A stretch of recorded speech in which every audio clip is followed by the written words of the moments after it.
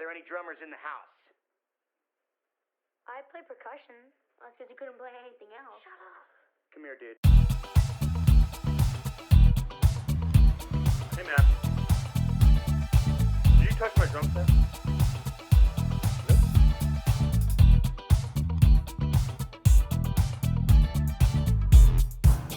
I am warning you right now, if you touch my drum, I will stab you in the neck with a knife.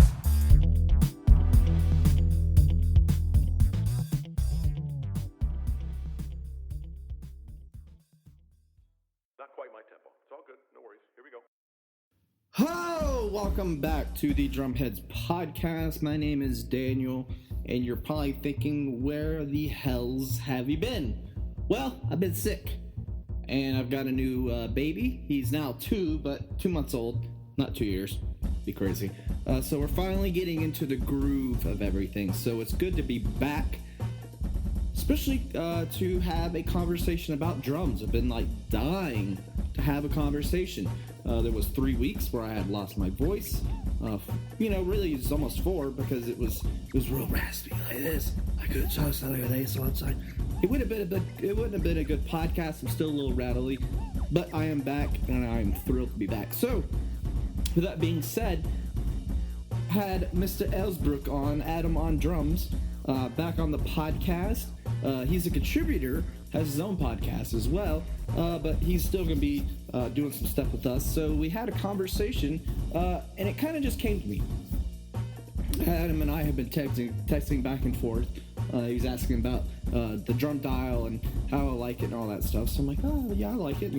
It gets me where I need to go. So I figured, hey, let's talk about a few things. That being one of them. The other one was to talk about recording drums to put on social media or onto YouTube.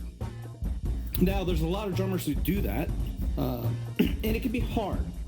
I find it hard between, having kids, a family, a wife, job, all that fun stuff. I don't have a lot of time to set up mics and all that stuff, so a lot of times it's either I'm just recording with a GoPro or I'm recording with my iPhone, and I'm not really doing anything to it. I'm not mixing it. So, I'm always curious how some of these drummers, put up daily videos. Sound quality is awesome, and so we kind of talked about that for a minute, but we also just kind of talked about some random shenanigans of just random things that that we found funny. You have to listen to podcasts to hear all that. But yeah, so it's great to be back. I'm excited. I'm thrilled. I'm looking forward to doing some more podcasts for show. So here it is, and it's episode, I believe, if I'm not mistaken, I'm trying to get to my thing before it goes away, 105. I was correct. 105 with Mr. Adam Alesbrook and myself talking drums and cat poop. That's at the very end. So if you're wanting to stick around for cat poop, it's at the end. Just let you know. All right, see you guys. There are multiple ways you can help support this podcast. The first is to go to iTunes and hit subscribe on our show. It's so easy. All you gotta do is take out your iPhone, go to the podcast app, type in the Drumheads podcast, and hit subscribe. It is so easy. My 4-year-old daughter could do it. Also, if you could go like us on Facebook, follow us on Twitter, subscribe to us on YouTube, and we are also on Patreon. So if you could become a Patreon, that would be wonderful, fantastic. So if you could donate $1 a month, $2 a month, $5, $20, $25, $150, $1 billion, whatever amount you are comfortable with, that would be fantastic. Our goal each month is $200, so we can continue to create free content and helps pay for some of the operational costs that come along with doing a show like this. So if you could become a patron, that would be wonderful. Also, if you want to do a one-time donation, you can also go to our PayPal page as well. So PayPal, iTunes, Patreon, Facebook, Twitter, YouTube. I think that's it. Go do it all. Kick off. Go to www.patreon.com/The Drumheads Podcast. Our PayPal account is paypal.me/The Drumheads Pod /2. Hey guys, Welcome back to the Drumheads podcast. I think it's been a while. You're probably like, where the hell have you been, Daniel? Well, been sick, kids, little baby, so it's been, a cluster comes to mind. But anyways, but I'm joined by Adam Alesbrook, a.k.a. Adam on Drums. How are you? I'm good. Thank you for having me. Been a while. It's been a minute. That's been my bad. Bad Daniel. But we are here, and it's funny. You texted me the other day about, using the drum dial, and you're having problems with your floor tom. So let's get into that.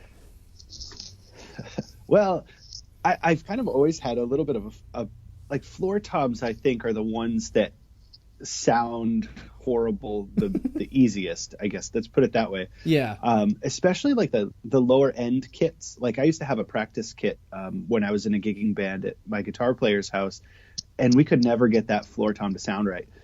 And I think the issue I'm having now is that my drums are downstairs in like the basement part of my house. Yeah. They're in a room that, it's got like, it's got like, what's it called?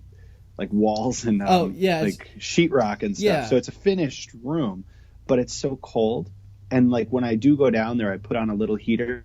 Mm-hmm. So I think like just the act of like going from like 40 degrees to like 60 degrees or whatever is causing it to detune, and just like the heads are not balancing well. I feel like every time I go down there, I have to like fiddle with the head to get it to just sound like a drum. Yeah. But I hear you about that. Yeah, because I do the same thing. I turn the heater on in my shed/studio, and it goes from weird temperatures. One day it's 60, and then the next day it's like 20. So those weird temperature variations. And do you use like any dampening on your heads, or are you kind of one of those El Naturel kind of guys? I have dampening on my bass drum. I have like built-in felt strips. Actually, I just changed my reso head, so that doesn't have any dampening on it. But my batter side head on my bass drum has a built-in. It's the Super Kick 2, so it's got the built-in like felt ring. But other than that, no. I use the Aquarian right now. I'm using the Super 2s as a batter head, and just using them as they are. Yeah. And then I have a single ply reso. Well, it's fun. I'm kind of the same way. I'm not a big fan of the moon gels or tacks or whatever. I do like I like using the big fat snare drum on my floor tom. It just seems like to give it a nice rumble for some reason. But other than that, I'm like you. Right. I just kind of like it just the way it sounds. But doing that is a little tricky because you have to really dial that head in just right to get that sound. Right. I have a couple, like when I take an old head off, I usually cut it up, and so I make what I call them dampening rings. Remo used to make like a ring that would I think it would call Reem O's, right? Yeah. It would just be like an extra like loop of Mylar you could put on your drum head, and it would kind of take the ring out of it. So I usually take a head off. So I have a couple of those floating around in my basement of different like diameter. So I have one that's like an inch thick, one that's half an inch thick, and I'll put that on there sometimes if I'm just kind of looking to change it up. Yeah. But I don't typically leave it on there for like any large amount of time. Yeah. Well, I was the same way, and then the guy that made the big fat snare drum suggested it to me. He's like, "Have you tried it on your toms?" I'm like, "No, I haven't. So let's try it." And I'm like, now I can almost not play without it. It's just, I don't know. It just sounds, just gives a good rumble. But the other day I took it off. I'm like, oh yeah, I forgot. This is what it's really supposed to sound like. So. Yeah, I see it in your video all the time too. Yeah. I can see that on your like right hand floor tom down there. Yep. And it's I like a poppy snare drum, but like I feel like I have to have that big fat snare drum on the floor tom. But to each his own. But so you asked me about the drum dial and about using one of those, and I've been using one for about probably about 2 years now, I'd say. And I thought, I was halfway decent at tuning heads, and then I got that thing. I'm like, wow, I'm way off. So you asked how I liked it, and I'm like, yeah, it's a good investment. It's a little pricey, for sure. I've heard the digital one is like super accurate, so I would be curious to try one of those for sure. What's your typical tuning method, though? Well, while we're there, I was reading up on the drum dial, and one of the guys that had a pretty good interview about it, he was saying when he uses it, he doesn't try to take it to every lug being it like the exact same number. He said he'll give like variants of like maybe 3. So if one lug's at like 74, he'll put the other one at like 73. Oh, okay. And he said the reason he does it is because it almost sounds too good. He's like, I'm just like, I'm not used to like playing a drum that sounds that well balanced. He's like, so sometimes I'll take them off to give it more of like a natural sound. And he kind of said that he'll do it by ear. He'll say like, even though he's put them all to the right tension, he'll go around and mess with one or a bit to what his ear sounds right, even though the tension is equal. For whatever reason, if the shell has an anomaly at that lug or something, it might just sound a little different, even though the head's perfectly in tension. So interesting. We were talking about the drum dial, I think. Right. Yes. And you were talking about the guy who, saw that video and he was saying, he does the dialing in, but then he'll kind of tune it by ear. I've never heard that, which is interesting because I kind of do the same thing. Yeah. Well, he just said like it's so accurate, it kind of like throws him off. So he kind of like fiddles with it just a little tiny bit to give it more of that like natural sound. But I think it's a great idea. I've not tried the drum dial myself, but I have tried. I got an app and I forget what it's called. It's like Drum Tune Pro or something. Yeah. But it goes on like the frequency. But you know what? It's so hard to hammer like the right frequency. Yeah. There's like a ring and there's an overtone and there's a ping and then like the other head in the room's vibrating. Like I always feel like I'll hit the drum once and it'll say it's 70 hertz, and then I'll hit it again and it says like 250 hertz. Like what the hell? Like make up your mind, dude. Yeah. Well, and growing up in band and stuff like that, it was always people are like tuning their drums to like they would play like the glockenspiel, which I don't know if it's still a band class, but they'd be like, hit me a C sharp, or whatever. I don't know if that's even a right note, but they would be ding ding, and they'd be tuning the drums to that, and I'm like, I don't hear it, but it's like it's like got a piano made out of drums, right? Yeah, totally. Well, and have you seen that guy on YouTube? He's a German guy. I'm blanking on his name, but like he tunes his snare drum like this weird, crazy way where he like cranks it as hard as he can, and tunes it unevenly. Yeah, I know who you're talking about. Have you seen that video? Yeah, and he'll do one set of lugs like 2 spins lighter than everything else, and then he'll say, now if I want to change like in the middle of a song, I can just crank this one. Yeah. It's like the video is titled like the best snare drum method you've ever seen or something like that. Yeah. And then you're like, what are you like, where are you from? I'm calling bullshit on that one, but that's just me, I haven't tried it, but I'm reluctant. Yeah, I'm a little afraid. It's gonna be a good use of my time.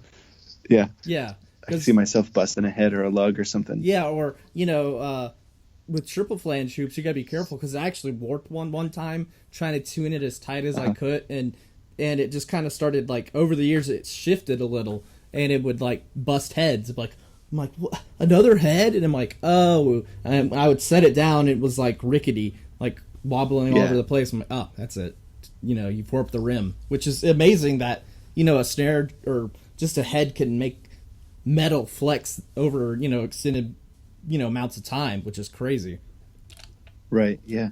So how do you tune? Like, what is just by ear usually?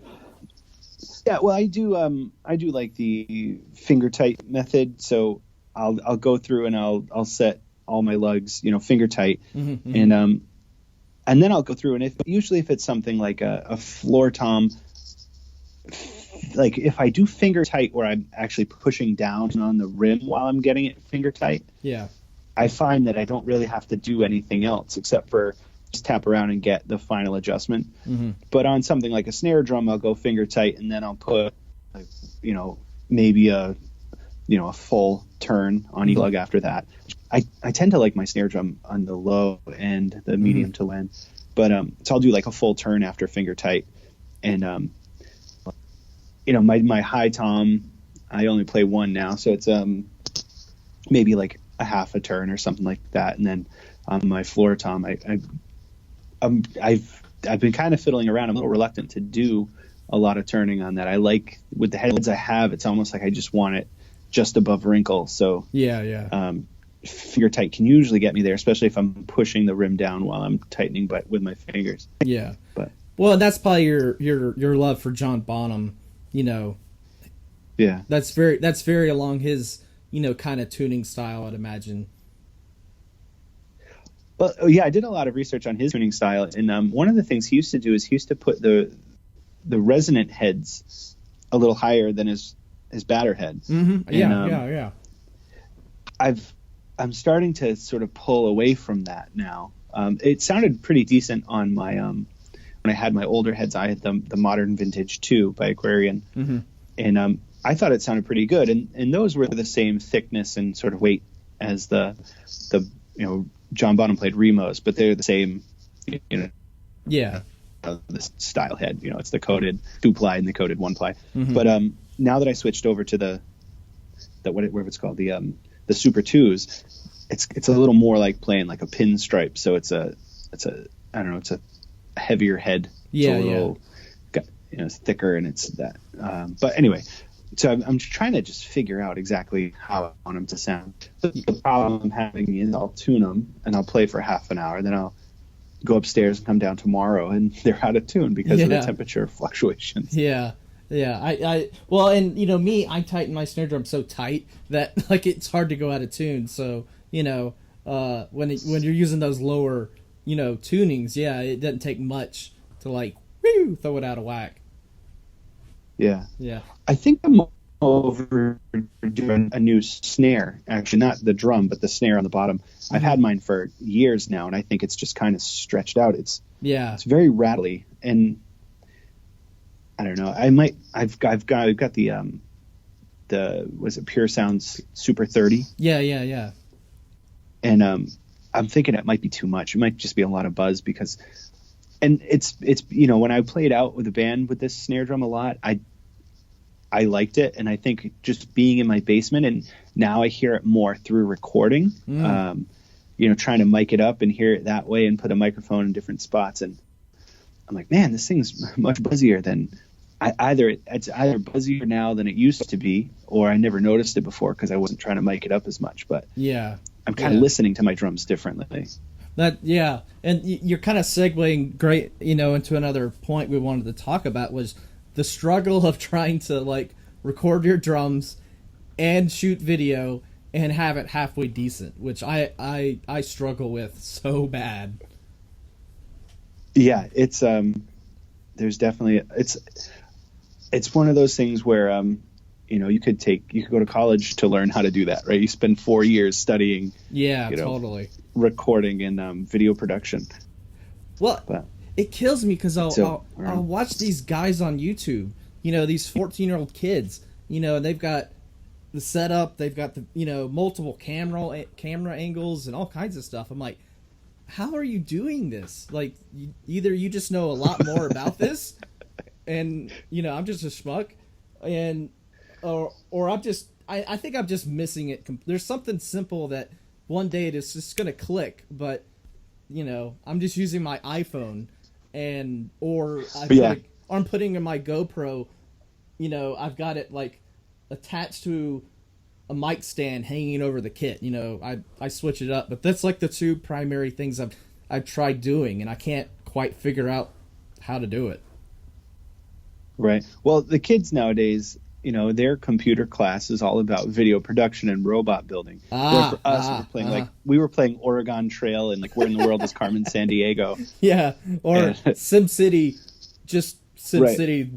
1, and yeah, things like that. I mean, it's so funny because computer classes, like I took like 3 computer classes in high school. It's crazy, and that makes me feel really old, but it's okay. I remember when I was in junior high school, one of the first assignments I had in computer class was to go home and find a magazine and look through the pages until I found a web address, a URL, and then bring it in, and my teacher would teach me how to type it into a computer so I could use the internet. Like, it's like such like I got a 2-year-old who's doing that currently. Like, she's better at Google searches than I am. Yeah.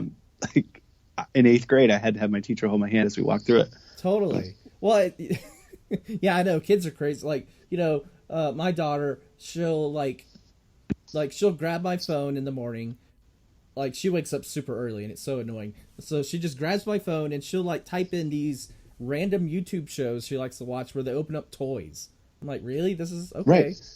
I'm like, they're all doing that. Everyone I know is doing that. All these like kids under 10 are just like watching unboxing and playing with like LOL dolls. Yeah. It's like, what the hell are you doing? And then you look, you're like, this kid has like 2 million followers. What the hell? This is right. This is unfair.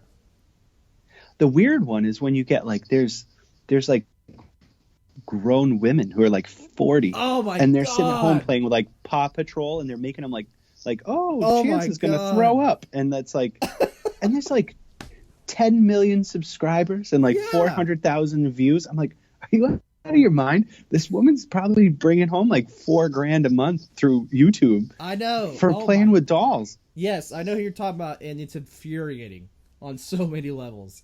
Mm-hmm. I'm like, can I find a drum company that'll just send me drums and I'll open them on camera and make $1 billion? Right? Where's what that a great game? idea. Yeah, I know. All right, we gotta call. My friend owns a. Oh, yeah. Because my friend owns a music store, and he posted on Instagram today. He got all these guitars and amps from Supro. Uh-huh. And he just posted like the boxes, and I'm like, dude, you're supposed to post a video if you open up those boxes. Yeah. Like, you'll get 10 billion followers. Yeah, I know. I think we should just cut this podcast short and pitch this to somebody real quick before they take our idea. It's a great idea. Yeah. I know. Like, we're gonna hit up. I could see both of us hitting up Terry and Rick from Crush. Like, hey, send us Crush drums. We'll open them up on video. They'd be like, what? But yeah, it'd be cool. We'll send it back when we're done. I promise we'll send it back. Yeah. Well, I was poking around through YouTube the other day, and I found this guy and his son, and they do like videos on like what's inside. So it's like they'll take like an iPhone and be like, what's inside your iPhone? Oh yeah, and yeah, they'll, like, yeah. Chop it in half with an axe and just like look at all the parts inside. Uh-huh. Yeah. I'm like, come on, like these. That's not work. Like these people didn't come. It's not like you rack your brain for an hour to figure that one out. Like, come on, you just like smashing something. But I guess that's what the kids on YouTube are looking at these days. I know. Yeah, it's funny because every time I put my sons to bed, we're watching like these YouTube videos of right now we're watching like, have you seen the slow-mo guys where they just film stuff in slow motion, and it's like we're gonna cut 16 water bottles with a samurai sword. They're like 1 billion views. Uh-huh. And my sons love it, but I have a samurai sword and now I've had to hide it because the kids are like, Daddy has a samurai sword, so we could do. I'm like, no, we're not playing with a samurai sword. This is gonna end badly. Now it's in the shed with me because that was my home protection, was the samurai sword, because I don't believe in guns. So I'm like, well, I gotta have something. That damn NRA must have like cut my feed. Yeah, they heard you. They heard me saying that I don't like guns. They're like, we gotta cut that guy off.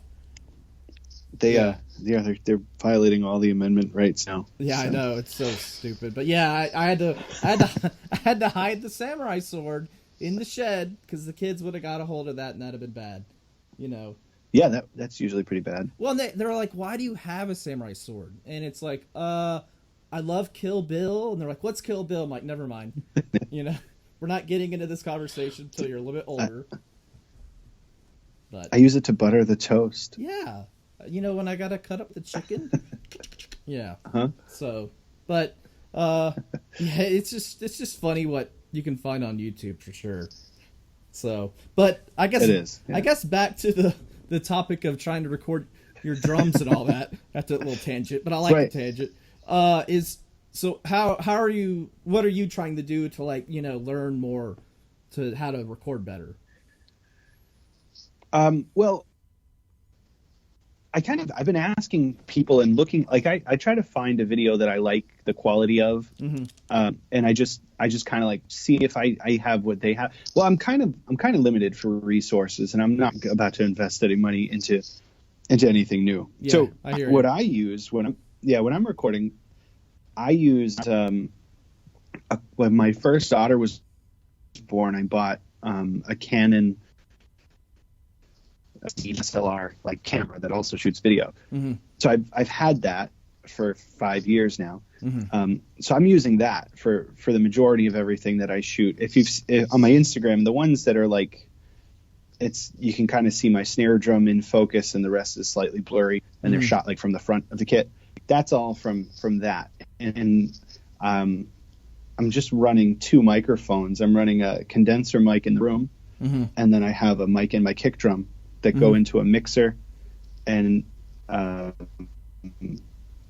cable comes out of the mixer straight into the camera. So the camera is recording the audio, and the camera is recording the video. And then the problem with that is to put it, it's on my computer, and then I move it to my phone, and then I put it on Instagram from my phone. I don't really put anything on Instagram or anything like that from my computer. Yeah. I don't know if you can. Can you? I don't know if you can. Well, what kind of computer you got? A MacBook. You can AirDrop it from your AirDrop from my my Mac to my phone. Right, but I can't like upload directly to Instagram from from your Well, what I do is like I'll record on my GoPro and then take the little mini SD card, plug it in my computer, and then so I can if you wait for the GoPro Wi-Fi, it's forever. So I just plug it in my computer, download it there, and then I just take those clips and just AirDrop it to my phone so I can put it on Instagram. That's okay. That's the way. That's pretty much what I'm doing too. Yeah, then yeah. It's and then you see like guys like that Stan Bricknell, that guy in Australia, who that he's a monster. I mean, he's just like it's just crazy, and all he does is set up his iPhone on a milk crate, and that's how he records. And I'm like, how does he get it sound so good? I'm like, well, and he's in a warehouse, so you have some really good acoustics, and I think he just lucked out in that one place. Where like you and me, we're like you're in your basement, I'm in a shed, so the space is confined. You're not getting a lot of resonant sounds from the room, I guess you could say. Right. Yeah, it's mine's very dry, and I am. Yeah. I follow this guy who it's his account is Drum Inspiration. Yeah. I don't know his real name, but he just records on his iPhone. But the guy's just a masterful player. He's got like super tasty grooves, and I just watch all his videos. I think he's fantastic. But so I mean, I'm like, man, that guy's playing on the iPhone. But I actually did with my iPhone the other day. I set it up to record just through my iPhone's microphone, and then I set it up to actually go. I have it's called an iRig. It's a way to plug instruments into your iPhone. Yeah. So I used the iRig and actually went through my microphones, like my high quality microphones, into my mixer, into my iPhone, and used that audio. And through Instagram or anything like that, it's very hard to tell the difference. Like I'm like, it's such a pain in the butt to like. I mean, you can balance the drums a little better and get like a more bass if you want it or whatever. But it's really not worth the effort to like, Yeah. if you want to go down and make a video in like a half an hour, you just set your iPhone up on a milk crate and play, and it's going to be fine. It's too much work. You know, that's the thing. Like, Right. you know, you and I are parents, so we don't have a lot of time. So like, you know, the setup, the gear, the setup, you know, my drum stays set up, but setting up the mics and getting the mixes and all that stuff right, that takes time, and that's time I could be playing. And you know, if I'm spending 30 minutes trying to do all that, and you know, when I go to bed, I don't want to spend the whole night up on the computer editing videos.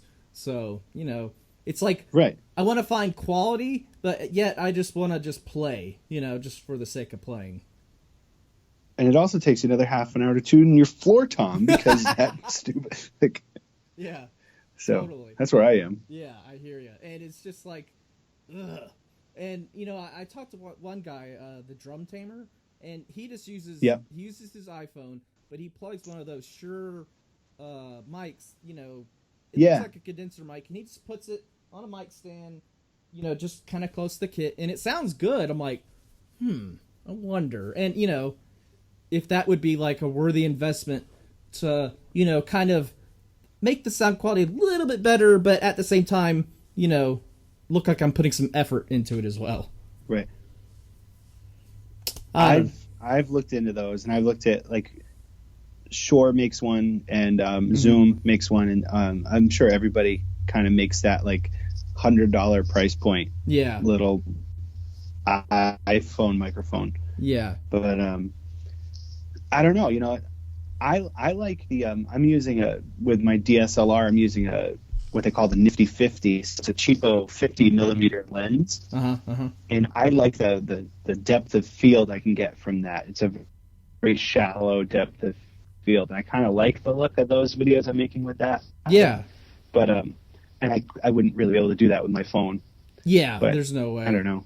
And I'm kind of like in this mood where I'm like, you know, I'm not putting any more money into anything. I'm just going to play what I have, all right? Yeah. I'm just going to stick with what I've got, and that's what I'm going to use. And if people want to give me free stuff to help it sound better, then God bless. That's how if somebody thinks they got a tool that'll help me out, they want me to try it, I'll try it for them. Yeah, I'll try it. I'll try the hell out of it, you know. Yeah. But I'll write you a good review while I'm there. Yeah, exactly. It's a two-way street. But I don't think I asked you this question, you know, when we first did a little interview a while back, and I'm curious, what is your worst gig story? Did I ask you that question? I don't think I did. I don't think you did. Everyone has one. Huh. Right.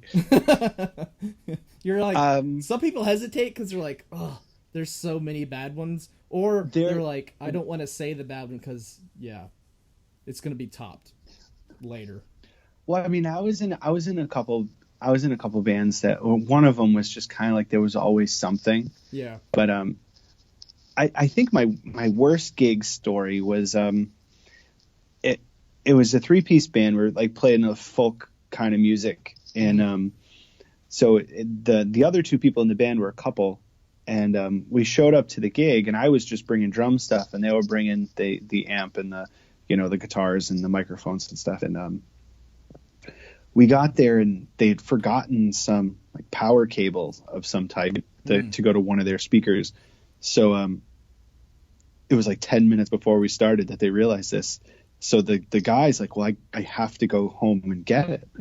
And like before we discussed it, before we talked about it, before anyone could come up with another suggestion, he left.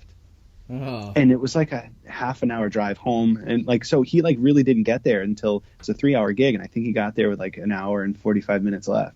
Oh wow. And and he was like the guitar player, and his girlfriend, who was the other person, was kind of primarily a singer, but she could play guitar, but she'd kind of like been getting better. So I'm looking at her and I'm like, I could maybe play like 1 or 2 songs and sing, like, but I wouldn't be able to play the drums at the same time. I'm like, or like if you want to do solo stuff, you could do that. I'm like, but what we ended up doing was, I know what they forgot to bring the power cable to the mixer. Oh. So they had the speakers, but they couldn't like put all their stuff into it. So after he left to go home, I'm like, well, your speaker itself has 2 line ins. I'm like, you can put your guitar into one and a microphone into the other and just play through your speaker. And so me and her did that. I played drums and she played guitar and sang for like an hour and a half waiting for this guy to show up. But was it at a bar or what kind of? It was in the middle of the day. It was like a 12 o'clock to 3 o'clock gig at a coffee shop. Oh, okay. Yeah. I mean, so it was okay that it was like a lower volume. But it just, the other part is it's good friends of mine that own the coffee shop. Like, oh, okay. Yeah. So I was kind of like, I kind of felt like a jerk for like, I think we as a band were playing there because I knew the people. That's how we started there. I got us into that gig, and then we're kind of like falling apart right in front of them. Yeah. They're not going to have us back. Like, we're just super unprofessional right now. But yeah, that might be it. And there's probably some others. I don't know. Well, it's funny. I was in another band that did some dive bar kind of gigs, and that was kind of rough at sometimes. But just the audience, just reaction, or a bunch of liquored up, people just yeah. Well, like at some of the, I was in this band. It was a 6-piece band, and we would play for like the cheapest price you could ever possibly find, and then we'd play at like. We played at this place where we played I think we played Sunday afternoon. And like the night before, somebody there got like stabbed in the neck. Like, oh God. It was just like why are we going here? Like, this is not like, we're getting like $30 each to be here. And like, there's the potential we could get stabbed in the neck. But, it was just kind of like a rougher crowd. It's like a rougher sort of like biker crowd. And then like, the band would play kind of poppier music that, I don't know, it's just a little like we're playing like Eye of the Tiger, and we're playing like, I'm like, I don't know if this is really their scene. I don't know, it's just a little weird. But I'm visualizing in my head right now just like a bunch of liquored up like Patriots fans, or just whatever, just like, just yelling at you. That's what I'm envisioning. I don't know if it's true or not, but that's how I saw that movie play out in my head. So it could be. They were a little rougher, actually. It was more like think of just like Harley guys, Hell's Angels. Like, it was like a crowd of Hell's Angels, and then like I'm wearing like a button-down shirt and like salmon-colored shorts. Yeah. We're gonna play some nice, and they're like, you suck. Yeah. So yeah, I don't know. It was that band just had a weird mix of music anyway, but. Yeah, was that the Tequila Mockingbird one? Yeah, yeah. I love they would play, that name. I love every time. Yeah, if we'd go to like a gig and somebody would yell out a song, just like some asshole who was like drinking, and then like, so we'd like have it ready for the next gig, and like nobody would want to hear it, but like we practiced like Lit, My Own Worst Enemy. Like we practiced that all week to get ready for our next gig, and like just because one moron yelled it out last week doesn't mean we should play it next week. Yeah. Oh, that song, that. The internet. It always ruins a good moment. I don't know what's going on with it. Yeah. I think because it's when it's cold like this, everyone's inside and it just overloads, everything. Right. That could be it. Yeah. Well, oh, go ahead. Well, I was going to say that's what happened around here for the Super Bowl, is everyone watches it on the internet now, and that's how we watch it. And like the game's about to start, and all of a sudden the internet drops out. We're like, cut it out. They're like, oh yeah. Because that's how we watched it. Was we watched it through our Amazon thing, I think. So. Right. Everyone's internet. So, but yeah, anyways, you mentioned My Own Worst Enemy, and that song. I get a text message about every 3 or 4 weeks from this guy I used to work with, who it'd come on the radio. He'd be like, "Turn it up, Danny, that's my song." He was some redneck guy, and he would never remember what the song's name was and who sang it. So like it'll be like 2 in the morning. He's drunk, and I'll get a text message. What's my song, Danny? I'm like, it's lit. Mine works to me. Thanks, man. And then that's all he wants to know. Like, not, hey, how's the family? How you doing? You know, just what's my song? Like, drunk idiot. Yeah. But yeah. I always struggled with the vocals of that song. I always thought they were a little monotone, but yeah, I mean, whatever. And you have to sound whiny, and that's not fun. Yeah. Yeah. That was high school for us for sure. You know, that was the heyday. Yeah, yep. Absolutely. Well, before we wrap this up, this is something I've been wanting to try with some of the guests. So I'm gonna try it with you and see how it works out. So this is kind of your either or. You know, there's no wrong answer. I'm just curious what your answer will be, kind of thing. So we'll start nice and easy. Sure. New York style or deep dish pizza? New York style. New York style. Correct answer. You're right on that. I'm kind of just going. I'm just answering on instinct. I'm not really thinking about it, but maybe that's the approach I should be taking. I don't know. You All should. right, keep going. Beach or mountains? Ooh. Probably beach. Really? Yeah, I'm a water person, very much. That's true. I always see you in the canoe, but it's always like in, you know, kind of mountainous, you know, more. But that's where you grew. You know, that's where you live, so that's like normal to you. So the beach does make sense. I retract that. Sorry. Well, I mean, like, if I had the choice to live out like the rest of my life, like on a beach in Florida or like in like a log cabin in the mountains, I'd probably choose the mountains. Mm-hmm. But like, if someone's like, hey, I got Saturday off, do you want to go hang out on the beach or do you want to go hike a mountain? I'm going to go sit on the beach. Yeah, totally. So. Yeah. I'm a beach guy. Like, I live in the mountains. I don't hike. So, yeah. Uh-huh. Okay, so let's to the next one. City or country? Country. Country. All right. Absolutely. I'm with you. I kind of like the country if I can get to the city relatively easy. That's how I like it. I'm like, I just need quiet space. Like, you know, I'd rather hang out with like, you know, 4 people around a campfire than I would, you know, go to like some big club in the city or something like that. So. Yeah. Well, like everyone asks me like, what's your ideal vacation? Like if you put me like in a, like if you put me downtown Rome, I would love it. You know, the history, the architecture, all that. But like if you put me downtown, I don't know, DC, New York. Well, New York's a little bit more fancier. Boston, I guess you could say. It's kind of like, you know, there's some architecture, but, you know, it is what it is. All right. Yeah. Let's try this one. TV or movies? That's a hard one. Like, I'd probably go TV. Oh, you're going TV? Well, I like binge watching shows now. Mm-hmm, so mm-hmm. Well, and kind of like a movie because you sit there for an hour.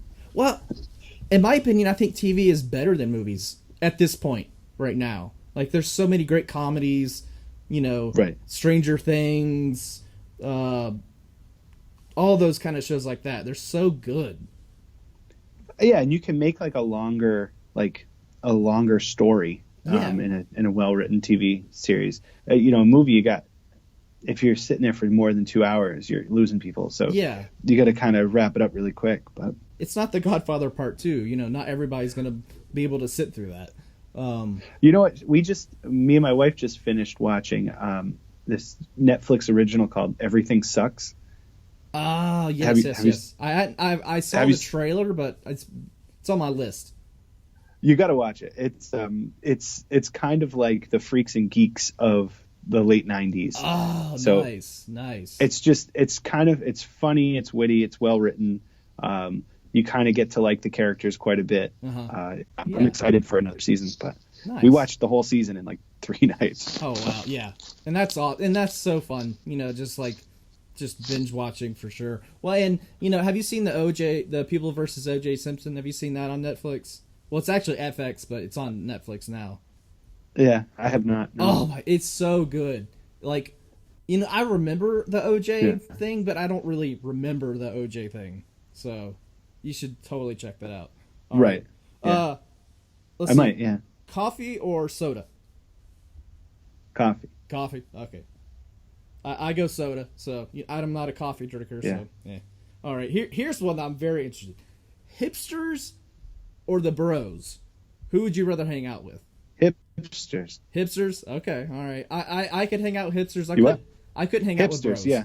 No bros. I can't do the bros. Right. The bros are just well, like in hipsters ride like cool motorcycles sometimes, and like, you know. I don't know. Well, and some of them I'm big into cafe racers, and like they kind of dress. You know what? I don't think there's anything really wrong with being a hipster, but like if someone says you're acting kind of bro-y, I'm like, oh, sorry. yeah. That is the worst comment you can get. It's like, oh, sorry, I'll pull it back. You know, there's a guy. The bro thing just drives me up the wall. Like I'm like, ugh! It's like it's cringeworthy. But yeah, and hipsters can be genuine. You know, there's some dickheads out there, but for the most part, I think most of them are just just interesting folk.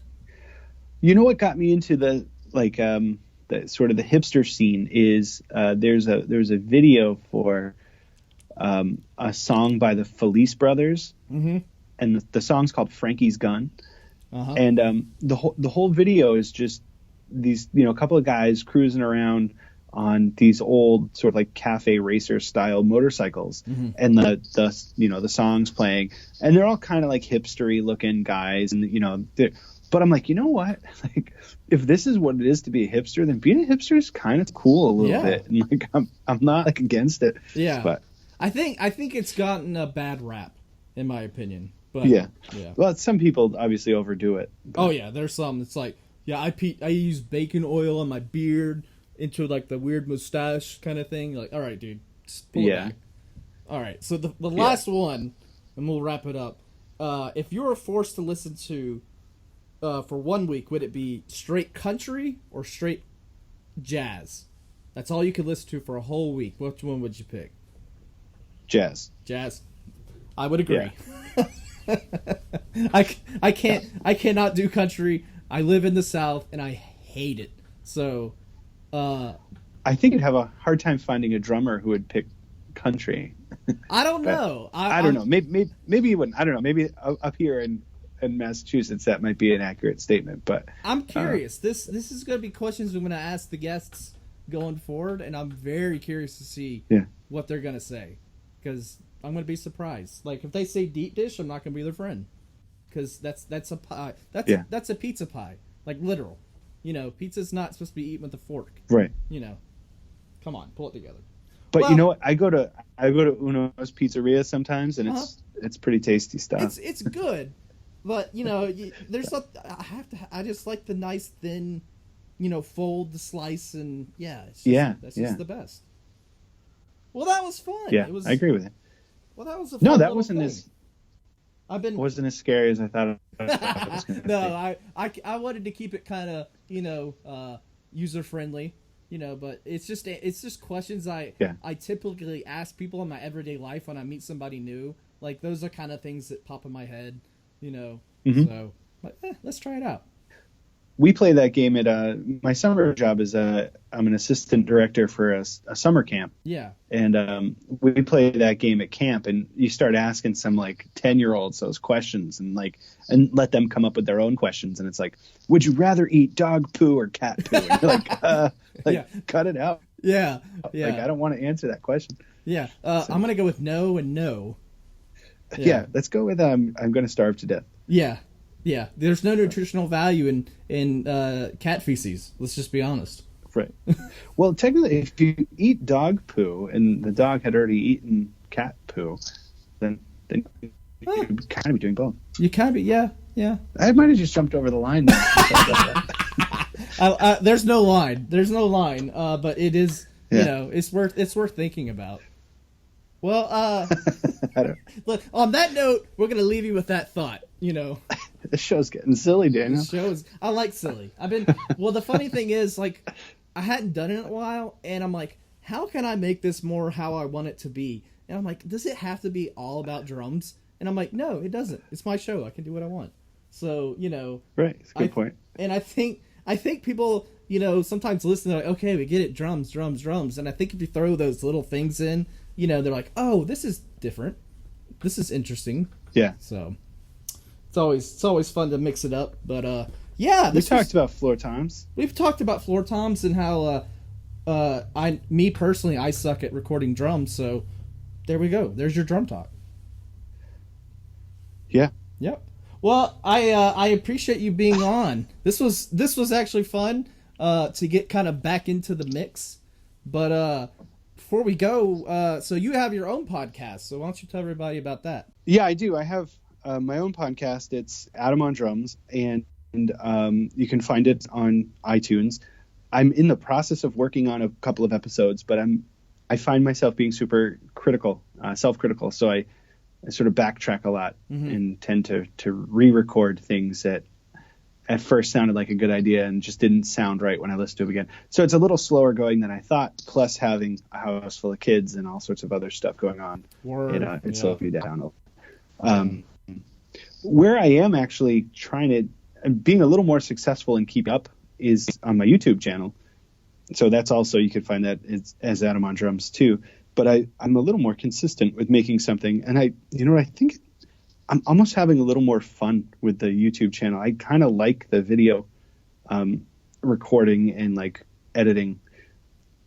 I don't know. I think it's a little more fun for me. I like the podcast a lot, but I just think if I have like 10 minutes, I'm like, what am I going to do? I'm like, let's edit a little bit of video here. So okay. I kind of choose that one first, but I like them both, but I'm being a little more consistent with my YouTube channel at the moment. But yeah, we'll see where that goes. You know what? I think the reason is, to go back to some of our previous conversation, is my basement set up to record me playing the drums right now. So to take my microphone, because when I try to do my podcast, I take my big condenser microphone and I use my mixing board and all that other stuff. So I kind of have to unplug some stuff and plug in some other stuff. And I kind of don't want to take things apart, because I just finally figured out how to make it sound okay. Yeah. But yeah, well, I mean, it's one of those things. It's like, which one's gonna be more time consuming, and it's gonna give me more personal self gratification, I guess you could say. And right. Yeah. And I have the best intentions with my YouTube page. I record the videos and then I'm like, I'll go edit them, and then I totally blank and forget to do it. And then a couple months go by, I'm like, let's do that again. No, we're not. We're gonna do something else, because I get distracted real easy. Or I'm working. That's the other thing. But I'm working less, and I'm actually going to be traveling. So like when I travel, I'm actually going to try to record podcasts when I'm in the hotel room doing absolutely nothing. Where actually I'll have some decent... It's a great idea, yeah. A decent internet connection for once. And so I can, like, hey, let's record, I'm available from 7 to 11, and let's do it, so... Yeah, that's the plan.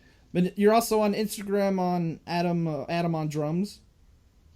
Adam on Drums, yeah. Yep. It's actually my old Cajon page, Alesbrook custom Cajon account, just with the screen name changed there, or whatever you call it. Screen name. Are you still doing the Cajon stuff, or? You know what I found with it is that at my level of building Cajons, I was trying to look at it as like a source of income, really, and it's just not financially viable. And who told me that was when I was working with Scott Chaprari. He's like, he's like, you know what?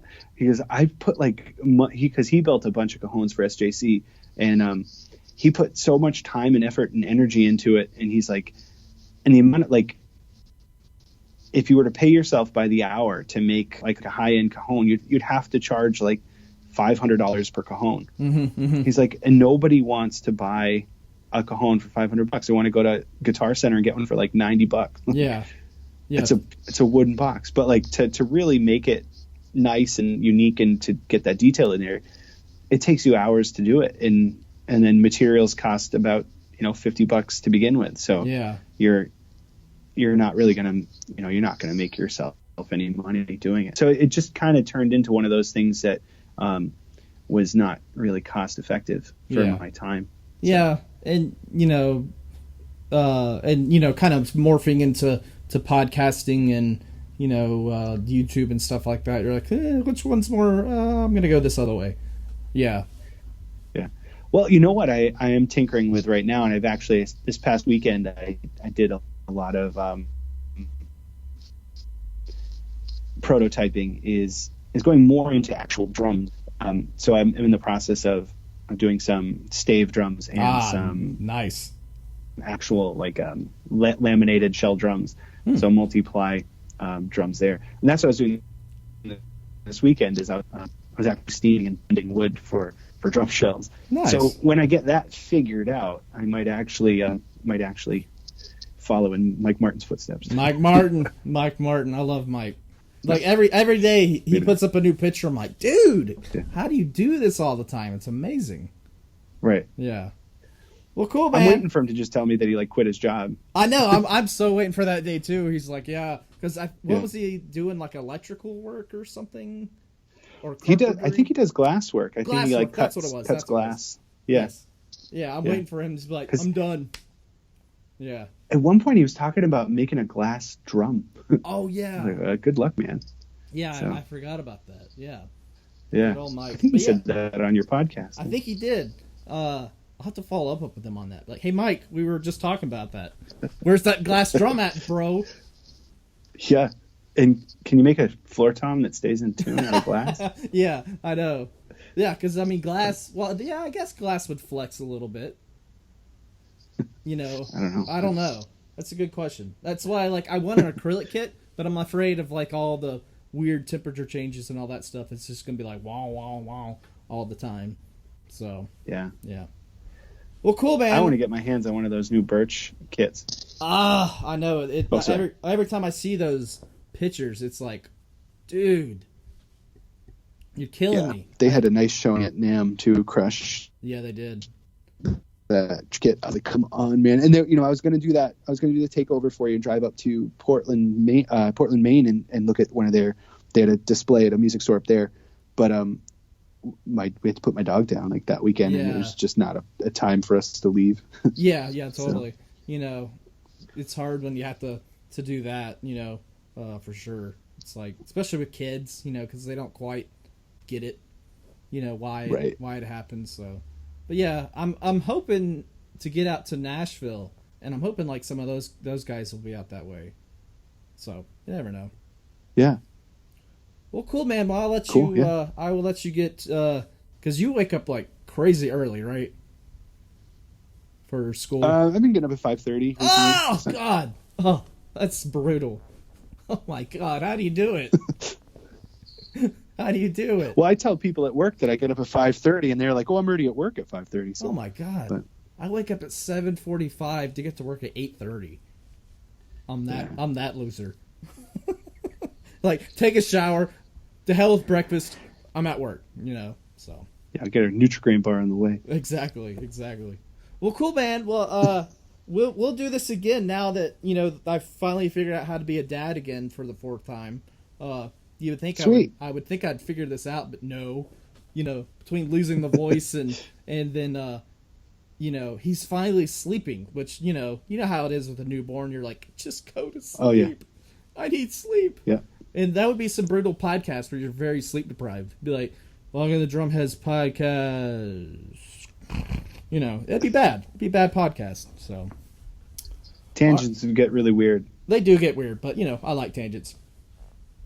They're fun. You never know where they're gonna go. That's the beauty. Well, I mean, especially if you're sleep deprived, they could go just about anywhere. They could go really, anywhere. Really weird. Start talking about cat poo and stuff. Well, or it's on a different level. If a cat ate human poop and then the cat ate, dog poop, and then you ate the dog poop and the cat poop. Oh, we've already fumbled into that conversation. Maybe I am sleep deprived and did not know it. A full circle. Circle. Well, we'll leave you guys on cat poo. All right, man. Well, it was good talking to you again. Yeah, thanks. It's good to be on again. Yeah. Well, let me go ahead and hit stop real quick. Cat poop.